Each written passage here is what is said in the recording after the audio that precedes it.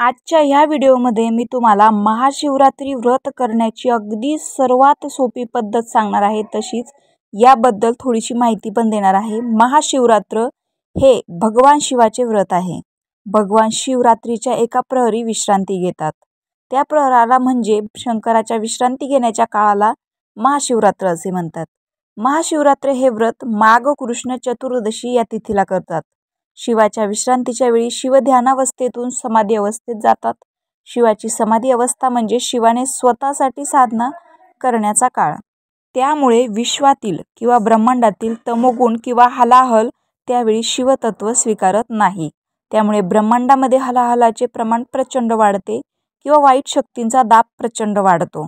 त्याचा परिणाम आपल्यावर होऊ नये म्हणून जास्तीत जास्त शिवतत्व आकृष्ट करणारी बिल्वपत्रे, पांढरी फुले, रुद्राक्षांच्या माळा इत्यादी शिवपिंडीवर अर्पण करून वातावरणातील शिवतत्व आकृष्ट केले जाते।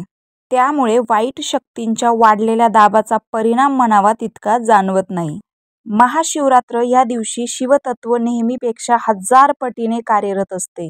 भगवान शिवाची भावपूर्णरित्या पूजा करण्यासह ओम नमः शिवाय हा नाम जप जास्तीत जास्त केल्याने त्याची कृपा प्राप्त होते। आपल्याला शिवतत्व अधिकाधिक ग्रहण करता येते। शिवाने स्वतः भक्तांना आशीर्वचन दिले आहे की जे महाशिवरात्रीला माझे व्रत करतील त्यांच्यावर माझी पुढील प्रमाणे कृपादृष्टी होईल। पुरुषांच्या सर्व मनोकामना पूर्ण होतील, कुमारिकांना मनासारखा वर मिळेल आणि विवाहित स्त्रियांचे सौभाग्य टिकेल। त्यामुळे लहानापासून मोठ्यापर्यंत प्रत्येकाने महाशिवरात्रीचं व्रत नक्की करावं। आता प्रश्न येतो की महाशिवरात्रीचे व्रत कसे करावे? महाशिवरात्री व्रताचे 2 प्रकार आहेत, काम्य आणि नैमित्तिक। उपवास, पूजा आणि जागरण ही महाशिवरात्र व्रताची 3 अंगे आहेत। माघ कृष्ण त्रयोदशीला एकभुक्त राहावे। चतुर्दशीच्या दिवशी सकाळी महाशिवरात्र व्रताचा संकल्प करावा। सायंकाळी नदीवर किंवा तळ्यावर जाऊन शास्त्रोक्त स्नान करावे। त्यानंतर भस्म आणि रुद्राक्ष धारण करावे। प्रदोषकाळी शिवाच्या देवळात जावे, शिवाचे ध्यान करावे, मग षोडशोपचार पूजा करावी। भवभवानी प्रीत्यर्थ तर्पण करावे। शिवाला 108 कमळे किंवा बेलाची पाने नाममंत्राने वाहावीत। नाममंत्र म्हणजे ओम नमः शिवाय। मग पुष्पांजली अर्पण करून अर्घ्य द्यावे। पूजा समर्पण, स्तोत्रपाठ आणि मूलमंत्राचा जप झाल्यावर शिवाच्या मस्तकावरील एक फूल काढून ते स्वतःच्या मस्तकावर ठेवावे आणि क्षमायाचना करावी। महाशिवरात्रीच्या रात्री करावयाची यामपूजा। शिवरात्रीला रात्रीच्या 4 प्रहरी 4 पूजा कराव्यात असे विधान आहे। आता तुम्ही भोळी साळी पण पूजा करू शकता, परंतु तरीही ज्यांना शास्त्रोक्त करायची पहिल्यापासून सवय आहे त्यांच्यासाठी हा व्हिडिओ खूप महत्त्वपूर्ण आहे। पण प्रत्येकाने तरीही आपल्या ज्ञानात भर पाडण्यासाठी हा व्हिडिओ शेवटपर्यंत नक्की ऐका। त्यांना यामपूजा असे म्हणतात। प्रत्येक यामपूजेत देवाला अभ्यंग स्नान घालावे, अनुलेपन करावे, तसेच धोत्रा, आंबा आणि बेल यांची पत्री वाहावी। तांदुळाच्या पिठाचे 26 दिवे करून त्यांनी देवाला ओवाळावे। पूजेच्या शेवटी 108 दिवे दान द्यावेत।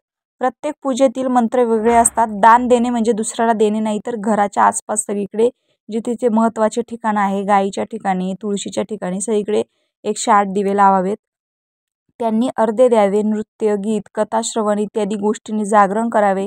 पहाटे स्नान करून पुनश्च शिवपूजा करावी। तुम्हाला घरी या गोष्टी शक्य नसेल तर आपल्या आसपास कुठे मंदिर असेल तर तुम्ही इथे जाऊन त्या पूजेचा आनंद घेऊ शकता। रात्रभर तिथेही जाऊन जागरण करू शकता, नामजप करू शकता, त्याचा अजून जास्त तुम्हाला फायदा होईल। पारायणाला ब्राह्मण भोजन घालावे, आशीर्वाद घेऊन व्रत समाप्ती करावी। 12, 14 किंवा 24 वर्षे हे व्रत केल्यावर त्याचे उद्यापन करावे। महाशिवरात्रीच्या दिवशी ह्या गोष्टी अवश्य करा। दिवसभर भगवान शिवाचे नामस्मरण करा।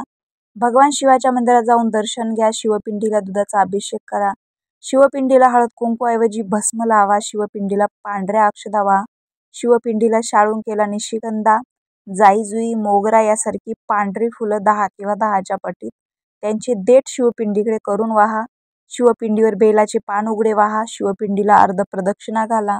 महाशिवरात्रीवर व्रत ठेवण्याचे विशेष महत्त्व आहे, कारण हे भगवान शिवाची उपासना करण्याचा एक प्रमुख महोत्सव आहे। या दिवशी व्रत ठेवण्यामागे आध्यात्मिक, धार्मिक आणि वैज्ञानिक कारणं पण आहेत। एक धार्मिक महत्त्व म्हणजे असे मानले जाते की महाशिवरात्रीच्या दिवशी भगवान शिव आणि माता पार्वती यांचा विवाहही झाला होता। या दिवशी व्रत ठेवल्याने शिव आणि पार्वतीची कृपा मिळते आणि मनोकामना पूर्ण होतात। शिवपुराणानुसार महाशिवरात्री व्रत केल्याने सर्व पापही नष्ट होतात आणि मोक्षही प्राप्त होतो।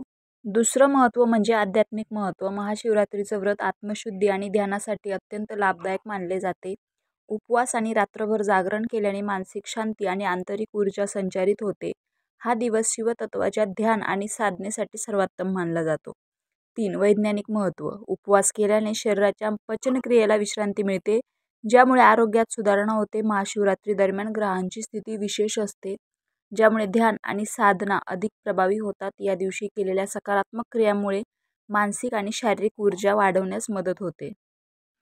शास्त्रानुसार उपवास आणि कडक तपस्या करून मोक्ष मिळत नाही. भगवद्गीता अध्याय 6 श्लोक क्रमांक 16 मध्ये म्हटले आहे की अत्याधिक उपवास करणारा योगी देखील कधीच यशस्वी होत नाही. म्हणून व्रत ठेवण्याऐवजी उपवास करण्याऐवजी व्यक्तीला सत्यभक्ती करावी आणि परमात्म्याच्या भक्तिविधीशी जोडले जावे.